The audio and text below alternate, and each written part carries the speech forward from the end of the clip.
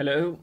Today we are going to discuss the topic of econometrics, which is its definition and methodology.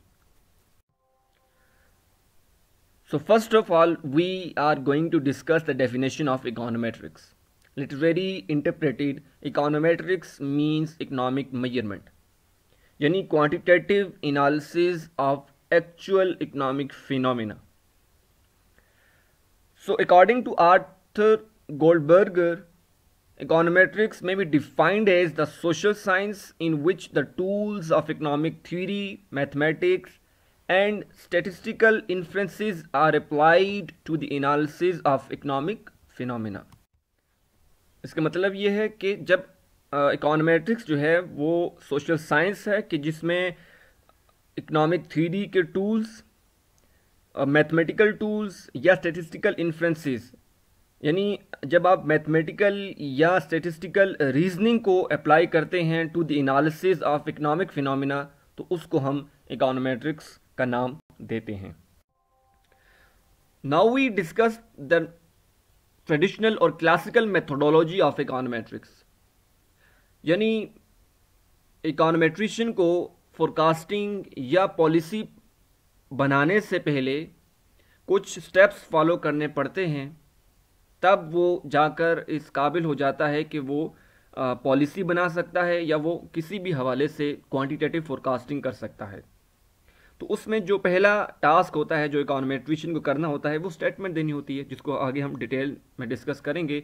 Then mathematical model को specify करना पड़ता है. इसी तरह econometric model जो है उसके बाद स्पेसिफाई करता है, फिर उसके लिए वो डेटा जो है वो हासिल करता है, फिर डेटा की एस्टिमेशन करता है, फिर वो उसका हाइपोथेसिस टेस्टिंग करेगा एंड देन फोरकास्टिंग करेगा, उसके बाद पॉलिसी अपनाएगा. तो जो पहला स्टेप है वो क्या है? स्टेटमेंट ऑफ थ्योरी और हाइपोथेसिस. यानी अगर हम Keynes psychological law of consumption को देखें तो हमें मालूम होगा कि जो एवरेज टेंडेंसी है इंसान की वो क्या है कि जब इनकम उसकी बढ़ती है तो कंजम्पशन भी बढ़ जाती है, but not as much as the increase in their income. यानी उसकी जो प्रोपोर्शन है इनकम का वो ज़्यादा होगा, मतलब कि वो ज़्यादा प्रोपोर्शन से बढ़ेगी, जबकि कंजम्पशन जो है वो कम प्रोपोर्शन से बढ़ेगी. अगर हम उसके कंक्लूजन ड्रा करें तो वो क्या होगा कि कंजम्पशन जो है मतलब marginal propensity to consume, MPC जो है वो क्या होगा, वो 0 और 1 के दरमियान रहेगा. यानी इनकम जो है वो हमेशा उसकी ज़्यादा होगी और कंजम्पशन जो है वो इनकम के मुकाबले में कम होगी. तो ये पहली स्टेटमेंट आ जाती है. देन जो सेकंड टास्क है वो है specification of mathematical model. Although Keynes postulated a positive relationship between consumption and income, but he did not specify the precise form of functional relationship between the two variables. तो mathematical economist ने Keynesian consumption function के हवाले से एक equation जो है वो बनाकर दी, which is y is equal to B1 plus B2x.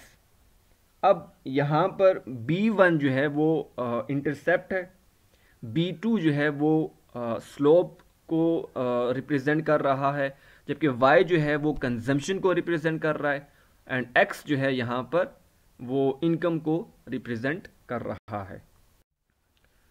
So next task of econometrician is to specify the econometric model.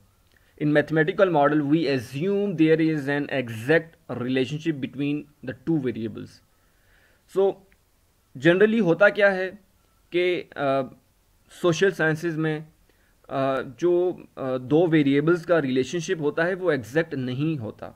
Mathematical model में तो हम ये पढ़ रहे होते हैं कि कोई एक्सटर्नल फैक्टर इन्फ्लुएंस नहीं कर रहा डिपेंडेंट वेरिएबल को, लेकिन सोशल साइंसेज में ऐसा नहीं होता. इस वजह से जो इकोनोमेट्रिशियन जो हैं वो उसको मॉडिफाई करते हैं इस इक्वेशन को. तो वो किस तरीके से उसको लिखते हैं, y is equal to B1 plus B2x plus mu. अब यहाँ पर म्यू क्या रिप्रेजेंट कर रहा है? डिस्टर्बेंस और error term. So the disturbance term mu may well represent all those factors that affect y but are not taken into account explicitly. यानी उस वजह से हम उसको ब्रोइकार्ड नहीं लाते, या तो उसका इफेक्ट जो है वो बहुत ज़्यादा माइनोर होगा, या हम एक कम्प्लेक्सिटी से बचने के लिए बहुत सारे वेरिएबल्स को सामने नहीं ला रहे होते, क्योंकि बहुत सारे वेरिएबल्स का डेटा हमारे पास मौजूद नहीं होता. अब यही वजह है कि हमने म्यू को लिख दिया कि बहुत सारे एक्सटर्नल फैक्टर्स जो हैं वो भी इसमें इंक्लूड हैं. So there is an inexact relationship between the two variables which we are saying here is income and consumption. अब यहाँ पर अगर हम इकोनोमेट्रिक मॉडल में की बात करें तो कंजम्पशन जो है वो सिर्फ इनकम पर तो डिपेंड नहीं करती, बल्कि वो फैमिली साइज पर डिपेंड करती है. इसी तरह जो फैमिली मेंबर्स हैं उनकी एजेस क्या हैं वो उस पर डिपेंड करेगी. फैमिली रिलीजन क्या है, ये तमाम चीज़ें जो हैं वो अफेक्ट कर रही होती हैं कंजम्पशन को. लेकिन चूँकि या तो उनका डेटा अवेलेबल नहीं होता, अगर डेटा अवेलेबल भी होता है तो काफ़ी कम्प्लेक्स डेटा होता है, तो सिंप्लिसिटी के लिए हम उसको उन तमाम वेरिएबल्स को म्यू में शामिल कर लेते हैं. Now let's see the difference between mathematical and econometrics model diagrammatically. On the very left hand side we have discussed mathematical diagram. Here on y axis we have drawn dependent variable which is consumption, and on x axis we have drawn independent variable which is income. अब यहाँ पर क्या होगा कि B2 जो है वो चूंकि स्लोप को रिप्रेजेंट कर रहा है, और मैथमेटिकल मॉडल में हम ये पढ़ते हैं कि there is an exact relationship between the two variables. जबकि इकोनोमेट्रिक्स में अगर हम बात करें तो there is an inexact relationship between the two variables. क्योंकि इकोनोमेट्रिक्स में हम जो एक्सटर्नल फैक्टर्स होते हैं उनको भी ब्रोकार ला रहे होते हैं. इसी वजह से जो मैथमेटिकल और इकोनोमेट्रिक्स की जो डायग्राम्स हैं उनमें आपको डिफरेंस नज़र आएगा कि जो मैथमेटिकली अगर हम चीज़ों को देखें तो हमें चीज़ें जो हैं वो एग्जैक्ट नज़र आ रही होंगी, बट इकोनोमेट्रिक्स चूँकि सोशल साइंसेस को डिस्कस कर रहा होता है, बिहेवियर्स जो हैं वो उनमें डिफरेंस पाया जा रहा होगा, और बहुत सारे ऐसे फैक्टर्स होंगे जो कि आप मॉडल में शामिल नहीं कर रहे होते, जैसा कि हमने पहले डिस्कस किया था, ड्यू टू कम्प्लेक्सिटी. तो उस वजह से इन दोनों की डायग्राम्स में डिफरेंस पाया जा रहा होता है. So next job of the econometrician is to obtain data. जब वो डेटा हासिल कर लेते हैं तो वो जो आपके पास स्लोप्स होंगी, इंटरसेप्ट होंगी, उनकी जो वैल्यूज़ होंगी वो आपके पास आ जाएंगी. यानी जैसा कि हमारे पास इक्वेशन है, इसमें हमारे पास B1 और B2 हमारे पास गिवन है, तो इसमें हम B1 और B2 की वैल्यूज़ जो है वो डेटा के थ्रू ही फाइंड आउट कर सकते हैं. The next task which is to be fulfilled by the econometrician is to obtain the estimates of the parameters of the model from data available. तो जो जब आप न्यूमेरिकल एस्टिमेट्स जब आप फाइंड आउट कर लेते हैं तो वो आपको एम्पिरिकल एक कंटेंट जो है वो प्रोवाइड कर रहा होता है. यानी अगर हम केनीजियन फंक्शन की बात करें तो अगर उसमें हमारे पास B2 जो है यानी जो स्लोप है MPC, अगर वो हमारे पास लेट्स से 0.75 है, तो ये जो वैल्यू है ये ना सिर्फ न्यूमेरिकल एस्टिमेट जो है वो MPC का प्रोवाइड कर रही है, बल्कि जो केन्स ने अपना साइकोलॉजिकल लॉ ऑफ कंजम्पशन दिया है उसको भी सपोर्ट कर रहा है ये एम्पिरिकल कंटेंट. अब आपने जब डेटा भी फाइंड आउट कर लिया, आपने एस्टिमेट्स जो हैं पैरामीटर के वो भी फाइंड आउट कर लिए. अब very next task which is to be done by econometrician is hypothesis testing. यानी आपने पैरामीटर जब एस्टिमेट्स जो हैं वो फाइंड आउट कर लिए तो नेक्स्ट जो टास्क इकोनोमेट्रिशियन जो करना होता है वो होता है कि एक सूटेबल क्राइटेरिया जो है वो डेवलप करे in order to find whether the obtained estimates are in conformity with the expectations of the theory.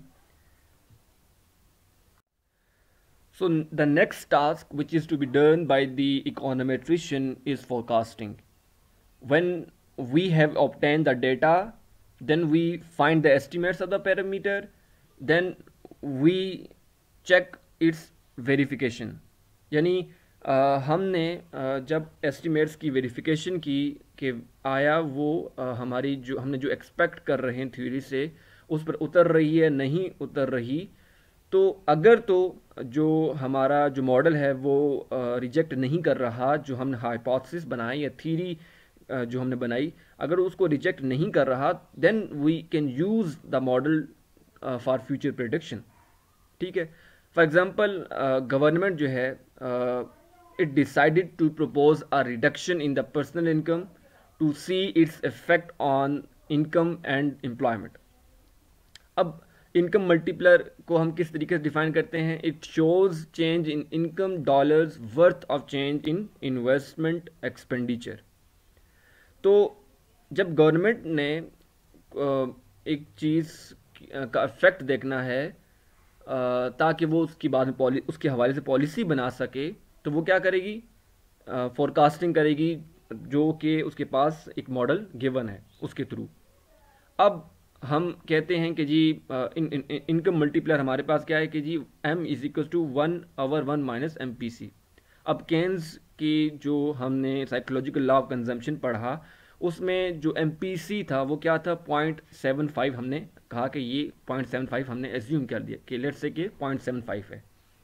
अब जब हम 1 में से 0.75 माइनस करते हैं तो हमारे पास क्या आ जाता है? 0.25. जब हम 1 को डिवाइड करते हैं 0.25 को, तो हमारे पास 4 आ जाएगा. इसका मतलब अब ये हमें क्या बता रहा है कि अगर तो गवर्नमेंट एक्सपेंडिचर जो है वो $1 से इंक्रीज कर रहा है, तो उसका इफेक्ट क्या होगा कि वो 4 गुना जो है वो इनकम में इजाफा करेगी. तो इस तरीके से वो जो इकोनोमेट्रिशियंस हैं वो फोरकास्टिंग करते हैं. सो नेक्स्ट टास्क जो कि इकोनोमेट्रिशियन अपनाते हैं वो है पॉलिसी. यानी उन्होंने किसी भी हवाले से फोरकास्टिंग कर ली है, अब वो उसको मद्देनज़र रख कर पॉलिसी बनाएंगे. यानी हम जैसा कि थॉरली केनीजियन कंजम्पशन फंक्शन को ही लेकर आ रहे हैं, उसकी एग्जांपल को अपने सामने रख कर ही सब कुछ देख रहे हैं. तो केनीजियन कंजम्पशन फंक्शन के जो हमने एस्टिमेट्स फाइंड आउट कर लिए let's say, and the obtained results are y is equal to 5 plus 0.7x. अब गवर्नमेंट जो है वो बिलीव रखती है कि जी अनएम्प्लॉयमेंट जो है वो 5% है. अब इसको 5% तक ही मेंटेन रखने के लिए हमें जो कंजम्पशन एक्सपेंडिचर चाहिए वो है $1060 बिलियन. ठीक है. अब गवर्नमेंट सोचती है कि क्या लेवल ऑफ इनकम होना चाहिए कि जो हमें इस कंजम्पशन एक्सपेंडिचर को मीट करने में मदद फराहम करे. तो सिंपली क्या होगा कि हमने जैसा कि इक्वेशन में जो y है वो रिप्रेजेंट कर रहा है कंजम्पशन एक्सपेंडिचर, जबकि x जो है वो इनकम लेवल को रिप्रेजेंट कर रहा है. तो सिंपली हम उसमें जो इक्वेशन में वैल्यूज़ को सब्स्टिट्यूट करेंगे तो हमारे पास x आ जाएगा. x क्या है? Level of income. तो लेवल ऑफ इनकम जो है वो 1507 आ जाएगी. तो 1507 जो है वो आपको मदद फराहम करती है $1060 बिलियन अचीव करने में. यानी 1507 billion rupees dollar sorry, it will help you to produce an expenditure of $160 billion. So that's all for today. Thank you very much for watching the video. Allah Hafiz.